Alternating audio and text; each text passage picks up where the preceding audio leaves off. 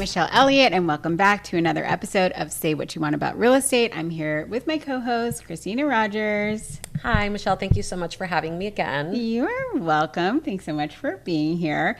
So today we're going to talk about what sellers need to sell their properties, what are the best fixes for their homes, what are the best upgrades, and we're going to get into it right now. So Kristina, I know that sellers often come to you sometimes years before they put their house on the market, and they want to know if their upgrades are going to be worth it on the open market. So today we're going to talk about a 5-year plan and what to do to get your house on the market right now and whether or not that's going to be good value for your money. So if a seller were to come to you and say, hey, Kristina, I know we've talked before and I'm thinking about putting my home on the market. I think I need to completely gut my kitchen. What are you thinking? What's going through your mind? Well, I typically don't like my clients to do major remodels for the sake of moving. I do like if they're remodeling for themselves and they're getting use out of it. The reality is, unless it's extremely dated, everybody has a different taste. So what they may think is the perfect way to flip it may not be what the buyers like. The things I do tell my sellers to do if they want to sell tomorrow are things like, how can we get your home ready quickly? Right. And how can we have it show its best? And usually it's really simple things. I like my sellers to do full interior paint. Mm-hmm. You don't realize how much a home needs that and how it brightens everything up. Just simply changing the colors can make a home feel so much warmer and brighter. What colors do you like to use? Okay, right now, I was going with a lot of taupes. Right now, I'm doing a lot of off-whites. Okay. I find that off-white is giving you kind of that blank canvas. Do you know which color paint you're using right now? I think I've used Benjamin Moore White Dove is one of my favorites. Okay. How about you? What do you typically I've been using Kelly Moore Swiss Coffee. I feel like R.I.P. Kelly Moore. I know, it's so sad. But you know that they can do the Kelly Moore colors at Benjamin Moore. Yes. So if you're a big fan of the Kelly Moore colors and you're like, I still need my Kelly Moore, you can go into a Benjamin Moore and still get your old colors back, right? So that's a good thing. So so you'll do the full interior. Now, if your client is like, I don't really have the funds to do the full interior, like what do you recommend from there? I know what I do. What do you recommend? If they don't have the funds to do the full interior, I sometimes will cherry pick and just do the common area. So like right when you walk into the home for the sake of first impression. I've had clients that we don't have the budget to do everything. So we've only done the open area. So we did, for example, the upstairs hallway, but we didn't touch any of the bedrooms. Yeah. We did the downstairs hallway, and then we did the living room kitchen area because it was open. So essentially, we did only half the house, but the main thoroughways and where you're going to have those first impressions. Okay, that makes sense. So for me, for my clients, what I like to do is do touch-up paint, even if it's in the middle of the wall. So the key there is to have the old paint. So a lot of times our clients will keep the old paint, even if it's old and rusty and whatever. If you have the old paint, we can sometimes touch it up in the middle of the wall. It's a little bit easier if the paint is flat. But we can probably work with any paint, and you have to have the right people, of course, you know that, in your database to know who to pick for each job. I think that's kind of important too. And that's true. That's also very budget friendly to do the touch-ups throughout the house versus doing the main entryways and the pathways. But sometimes, like you said, like that's probably a more cost-effective way. If we don't have budget to do all the common areas, then we'll cherry pick like, oh, that wall looks really worn, or oh, that color is too dark, and we'll just repaint from corner to corner on specific walls. My favorite part when I go into any home when it's vacant is when everyone who has kids has that line across the wall where their hands of the kids are just dragging, right? Like everyone has that. Everyone has that in their house. About 3 feet off the baseboard. My kids do that. I have a 6-year-old and 10-year-old, and it's just like they get home from school, and I'm like, you haven't washed your hands yet. Why do they love touching walls? I don't know. Mine will walk down the hallway like this. Totally. So funny. So there's definitely high traffic areas that we So got. with that said, definitely in like hallways, I recommend, what is it called? The paint that you can wash off. Eggshell. Yes, Yeah. eggshell. Yeah. Thank you. Yeah. Eggshell, because you can wipe I little know. handprints out. I love an eggshell. So yeah, so definitely. Although the rest of the house I normally do flat. I think it photographs a little bit better. Yeah. Because you don't get that reflection on flat. Yeah, for sure. So let's go back to if it was 5 years ago and your client said, I'm going to do the kitchen. You're like, if it's not for you, then I'm definitely not recommending. I think same for me. If you're going to enjoy it, and frankly, a lot of people come to us and they want us to do their homes right when they are about to sell. And it's kind of sad because a lot of people haven't gotten to that wish list ever, right? Yeah. So it's kind of nice when they come to us a little bit earlier and they do get to have some enjoyment out of it. If they were going to do a kitchen or something like that. But let's say, the cabinets are in really bad shape and we've got to do something a little bit more. Certainly more of a mid-range remodel is what we're aiming for because you're not going to get that back dollar for dollar, right? Exactly. Which is why I like to say, if you're doing it for you, then please do it the way you like it. Right. Don't worry about the resale till later, right? But like you said, if you plan on moving in 5 years, if your cabinets are still in good condition, maybe we just paint the cabinets. Maybe they're the original oak color. Maybe we paint the cabinets, change the hardware, get a nice new countertop. So it's updated, but you didn't spend all that money completely gutting the kitchen. Yeah. Because in 5 years, the styles change. Right. Also, every buyer has different tastes. So what you think is beautiful, they may not appreciate. Yeah. But at least if you kind of semi-remodel it, you get to enjoy it for those 5 years. And then it's worth it. Totally. So what do you say to folks that are, that say to you kind of the opposite? They're like, well, why should I do any of these fixes? Because it is going to be someone else's taste. They're just going to come and rip it out. What do you say to that? Well, so what I say to that is exactly this. It's like the way you're going to get the highest price is by getting the most visibility and the most buyers through here. Right. It's like people will judge a book by its cover. Your home is the same way. So if we can get your home to look clean, fresh paint, you're going to get a lot more interest from buyers because first impressions are always just the photos that they're flipping on the internet. Right. So that's going to get more people through the door. The more people you get through the door, the more competitive it would probably be. Yeah. So it is very important because we look at photos to decide if we're going to physically go tour a property. Yeah. The best thing that I always say is realtors, we have this saying, it's called nice and clean, which we know that means that a property is kind of move-in ready, right? So Yeah. even if it's not the most updated, the standard is this nice and clean that we have as realtors, which would be, okay, listen, it's not up to date, but it is move-in ready. And that would be fresh paint, sometimes the countertops, sometimes we do hardware, sometimes there's paint on the cabinets, something like that where it kind of elevates it to the point where somebody doesn't just say, okay, the first thing I have to do is gut the kitchen, right? Yeah, so it all comes down to first impression. So I do tell my clients the minimum requirements, if you are. My minimum recommendations are always a deep house cleaning. I don't care if you have a cleaning lady or if you've never had one, but everyone's house could use a nice deep cleaning. So I've got a gal that just does an excellent job. We clean, if the cupboards are empty, we clean everything inside. There's no hair in the drawers in the bathroom, like the places you don't typically think of. The fridge, the oven. The fridge, that type of thing. And then I also say it's amazing what having your windows washed does. 100%. Like the house just glows and you don't even understand why. You get that sparkle. So you get that sparkle from the windows being cleaned and the front doors being cleaned. Yeah. And then paint, of course, once you're in the interior. But I tell all my clients it's house cleaner, windows, and if the budget permits, paint. Okay. And you feel the same way about bathrooms. So same thing, same question. Are bathrooms worth doing some kind of updating to?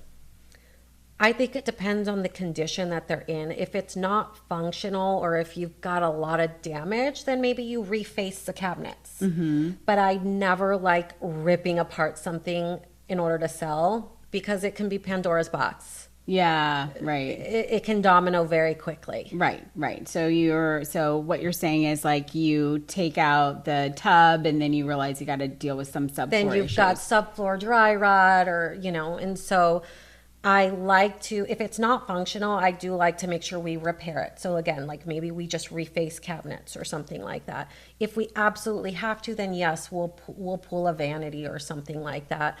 But if I can leave it and make it look pretty, I'd rather go that route. Yeah. I think the biggest trap I find when doing a bathroom is the vanity, actually, because the minute you move that vanity, you got to deal with the floor. So sometimes it's easier to work with the bad vanity and then deal with the floor. So Yeah. even if it's kind of a, kind of crappy vanity, like you said, reface it or even paint it, maybe new hardware. But the floor is like a really big surface. So that sometimes will elevate it a little bit better. And I think, but not spending too much on the floor. I've definitely had clients that have put like a really cute pattern floor. Yeah. Just newsflash, you're not going to get a lot of that in your photographs. So it's not going to come out quite as beautiful online as it is in person, and that's important, right? Yeah, the photos are all about simplicity. Yeah. Is really what it comes down to. And I do think floors make a big impact. Anytime, a lot of our homes are built in the 60s and 70s. We've got that beautiful, like, tile in the entryway. I do like to replace that because it's such a small area where the doors swing open. Yeah. And that's like your first impression. Yeah. So that is an area where I do sometimes change the floor because it's just that small section, like right when you walk into the home. Yeah, for sure. Yeah. And I think too, if you're going to get a bang for your buck, I think kitchens and bathrooms, I always say kitchens and bathrooms sell homes. So what you don't want is that buyer effect where the buyer says, I need to tear it out. What happens with buyers if they feel like they need to tear it out is they make up a mystery number in their mind, right? How many times have you been shopping with a buyer and they'll say to you, oh God, this whole kitchen needs to be ripped out, and their mind goes to like $200,000, right? Yeah. And we've like updated a kitchen for like $5,000, right? And for them, if they've seen the kitchen and it's updated for $5,000 and it looks like, hey, yeah, I could totally move in here, but your buyer already has it in their mind, this is going to cost me $200,000. There goes your value, right? Yeah. Yeah. So, and I absolutely. think because there's no dollar amount, the buyers just get really, really concerned it's going to be this big number that they've got to tackle, right? Yeah. So besides kitchen and bathrooms, is there some other place you recommend? Let's say we're going to go for, we're going to move to putting your house on the market right now. What are the other areas you feel like could bring a lot of value? The entryway you noted. What else? I like to do the landscaping. Yeah, that's what I was gonna say. I really like to do landscaping, especially in the front yard as you're coming up for curb appeal. And then staging. I mean, I love staging in a home if it's vacant, if it's possible, even if it's occupied, partial staging. Yeah. It just gives that look where people can see themselves. It looks very magazine friendly. I always joke that, nobody lives like a staged home. Right. Like when people come over to my house, I'm like, oh, it looks just like yours. Right. Lived in. Right. But for the pictures, we want it to look just like perfect. It's a little bit of a fantasy, right? Yeah, 100%. Yes. Yeah, it's a little bit of a fantasy. Every mom's fantasy, right? Right, That yeah. their house would be that clean all the time with the perfect little magazine and the apples on the coffee table. Right, Yeah. exactly. I showed a house yesterday, and my cute little client, the daughter says, why is this fake pear right here? Exactly. It's a little bit of a fantasy, but that's what you're selling, right? I mean, you're selling the future to somebody. We're selling, the place that they're going to have their Christmases and things like that. And that is kind of a fantasy in your mind, right? It is. We're selling that vision of those future memories Yeah. that are happening in that home. Absolutely. So, Yeah. And those memories don't include kid mess. no, because in our world, our kids are super organized. Exactly. Yeah. So curb appeal, I love that. That's, that's what I do too. I think a nice coat of fresh bark that kind of works Yes. wonders. Some plants that we do kind of right at the end. Some little flowers, add a little bit of color depending Right. on the season. Right, depending on the season. Yeah, I love that. So, and trimming. I think trimming, if we do some trimming, especially if we've got some obstructions, that are hiding areas that we really want to highlight, I think trimming could make a big difference there too. Yeah, trimming really makes it look manicured and taken care of. The homes here are old, so we've got a lot of mature plants that sometimes are a little scraggly, but trimming them has them show their best. Yeah. Okay, so let's talk about some features of the home that your client may say to you, hey, if I do this, is this going to bring me value or is this going to harm my property? Okay. The big one I'm thinking of is a pool. What do you think if someone were to say, and they're not thinking about selling their house, just a casual question. Kristina, if I put in a pool, you're already smiling. Oh. If I put in a pool, am I going to get that back? Is that value to my home?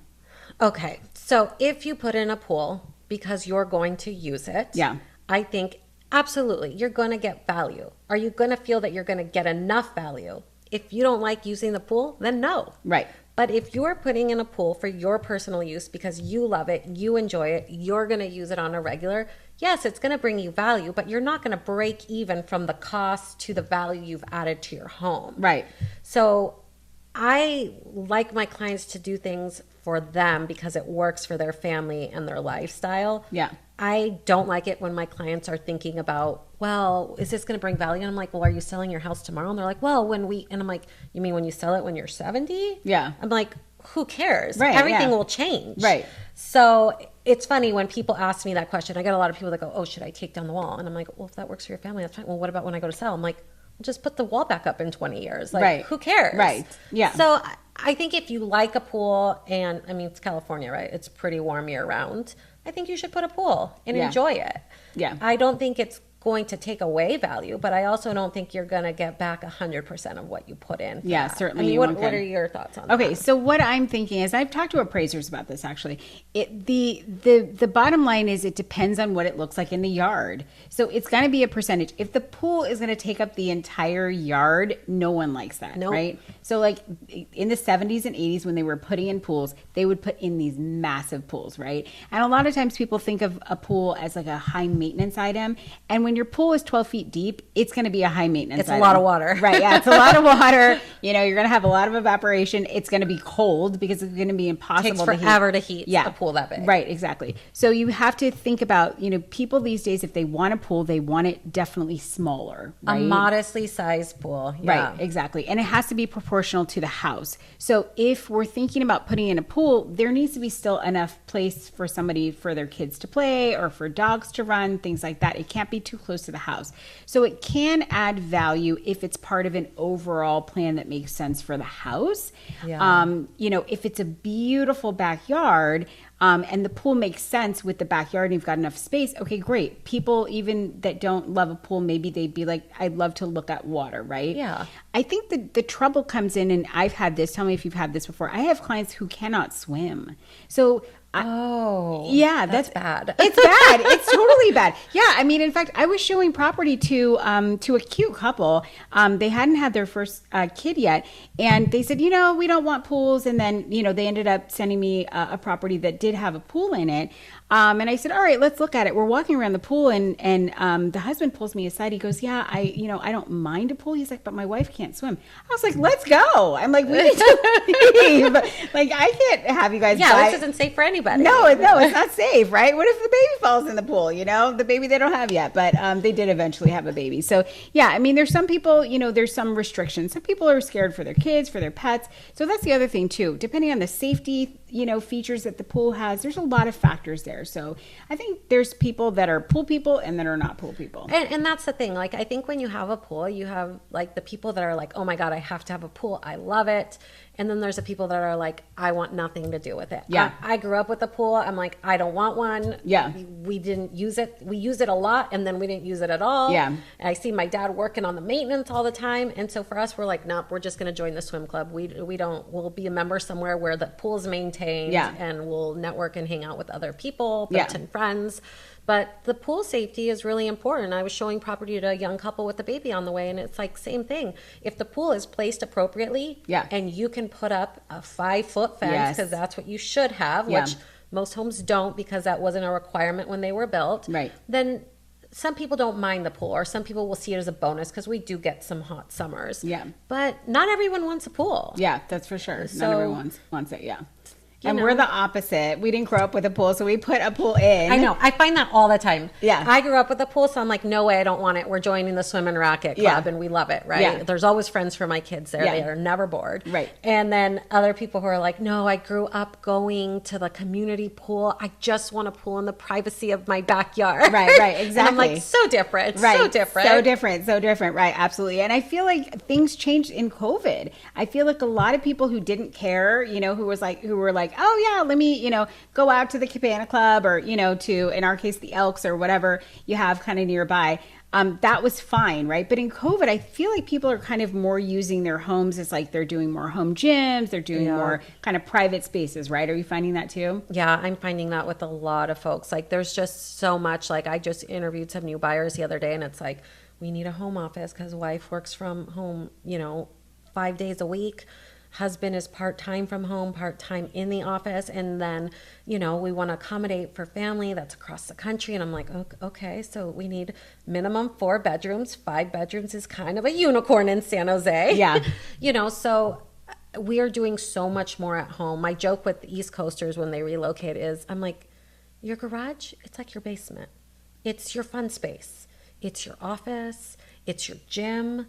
It's your teen hangout area, video game central, whatever. I go, we're Californians. We don't really store our cars in the garage. It doesn't snow here. Right. Most people store their cars outside is what I find. It's like 400 square feet of like unpaid for undercover, square footage, right? It's like a bonus space here, right? Yeah. It's the California basement. That's what we call it. Cause East Coasters in our basement. So, I've always been jealous of a basement. I've never had one. Love a basement. It sounds amazing. Love a basement. Because it's like the same footprint of my house that's so much bigger than my garage. Exactly. And it's nice and it's heated and it's cooled. Although, sometimes that can be a little, it's not heated and cooled to the temperature of the top of the house. But, you're not freezing down there or it's not burning up. Yeah, it's good enough. It's good enough. Yeah. Okay, so let's talk about some features that maybe your clients need to fix in the property. So let's say, these days we do all upfront inspections and reports, right? So one of the things we tell our sellers is that to put your home on the market, you're going to need to have all your inspections done, your property inspection, your roof inspection, and your pest inspection, your termite inspection. So let's say you find out that the roof is totally shot. What do you say if they're like, okay, well, should I put a 20 grand roof on the property? I think it depends on the home, the price point, where you're located. I think, you can go one of two ways. You can have the estimate and provide it as in your disclosures, or you can replace it. In the market we're in right now, where things are sitting a little bit longer because a roof is a high ticket item, I would say replace it so that it's ready for the buyer. That's an essential part of the home that needs to be in working order. It doesn't matter how move-in ready the house is. It's useless if you have a leaky roof. Yeah. And I'm going to agree with that and give it one caveat. If the whole rest of the house is trash, right? And you're selling, right? So if you're selling a property and it really is not in good condition, it's one of those fixer-uppers that's going to need everything. It doesn't make sense to do just the roof, absolutely, right? 100%. Yeah. Yes. So we're kind of on the same page. So if everything's nice on the interior, right, but the roof is shot, like you said, you're going to kind of ruin all of that. And it really is a heavy lift for a buyer who's basically putting all of their money into their down payment usually, for them to have to then pay an additional 20 grand or something like that after closing. Yeah. So it makes a big difference, right? Yeah. Because all those things do add up in the buyer's mind for sure. They do. And that's like a basic need, right? Right. Absolutely. Yeah. And it's something you definitely don't want to spend money on as a buyer. It's not a fun way to spend money. No, it's not a fun way. So what if you come across other things, other items that you would say, okay, don't worry about fixing that? Like what would be in your mind something you would say, don't worry about fixing? I guess there's quite a few things that I say, don't worry about fixing, unless there's an active leak. Disclose, but don't fix. If there's an active leak, I usually say repair it just because we don't want to create any damage, but there's always little things like if an outlet's not working or something like that, I'm like, not a big deal. Like they can fix that. Who cares? Right. There's a lot of things that I say, it's, if it's still functional and operational and you're disclosing it, yes. The only things I really suggest fixing are when it comes down to like water leaks and plumbing, active plumbing issues is Right. what I normally recommend we fix. So these days we're telling our sellers, and most of us do this, most of the items that come up on the inspection, everything has to be disclosed. So if it comes up on the inspection, that's part of the disclosure. If the seller knows about it previously, that's also part of their disclosures. They need to disclose anything that was a past leak, even if it was repaired. But what we have been telling our sellers that most of the time, our buyers are taking things as is, right? Yeah. So buyers just have to deal with the small things like an outlet or even like a little leak if it's a toilet or something like that, something, small. Perhaps the buyer's going to have to deal with that after the closing, but disclosed, right? Yeah, disclose. As long as I look at it as the home inspections are really kind of like getting your annual physical. They're just telling you like some of the slight imperfections. Some are, minor, and other things are major on there. And that's why we disclose that. And then we determine, should we fix it or should we leave it? But for the most part, I really only like fixing active leaks. Yeah. Just because that can create damage to floor. It can create dry rot. I mean, that just spirals. Yeah. But other than that, I really just think disclosure is what we should do. Yeah. Right. Okay. So bottom line is we're going to disclose anything, but we're not going to repair little things, right? Yeah. Buyers are kind of used to taking properties as is with little things, right? Yeah. Okay. I'm going to throw a curveball to you. Okay. I'm ready. I know. And you have not prepared for this question, but Perfect. This is a good one. I like this question. Okay. Let's say, has this ever happened to you? Because we work a lot with a lot of people in our community, friends, family members. They trust our opinions, right? So has anyone ever presented you with a floor plan and said, what do you think about this floor plan for resale? And is there anything that you're like, this is going to be a tough one if you make these changes to your floor plan? I have something in mind for me, but is there anything that you're like, oof, I don't know about that one? Oh, I haven't had clients ask me about No? majorly changing floor plans. Okay, so here's mine. Then this will probably spark your memory to something. So here's mine. I always tell people no master bedroom up. Okay. Oh yeah, I 100% agree. Okay. So a lot of people come to us and they'll say, hey, I want to pop the top and go up, right? But they only have money for the rest of the house is great. They just would love to have a great, primary bedroom and closet and all those things, right?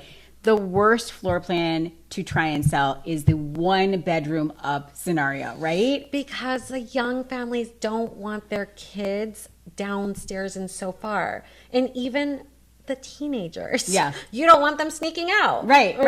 So most people are not comfortable with that. No. Or they go, well, that'll be the playroom. I guess we can take a smaller room until the kids get bigger. But then downstairs. there goes your value because that beautiful room is totally unusable. And so when I have shown properties like that to buyers, they will be like, no, forget it, because that floor plan doesn't work for me and I don't want to give up that beautiful primary. Maybe I can find a home that has the primary of my dreams and I'm not giving up that space. Because I've definitely offered that up, right? What if we make that a playroom upstairs, right? I mean, nobody wants to give their kids a fabulous playroom.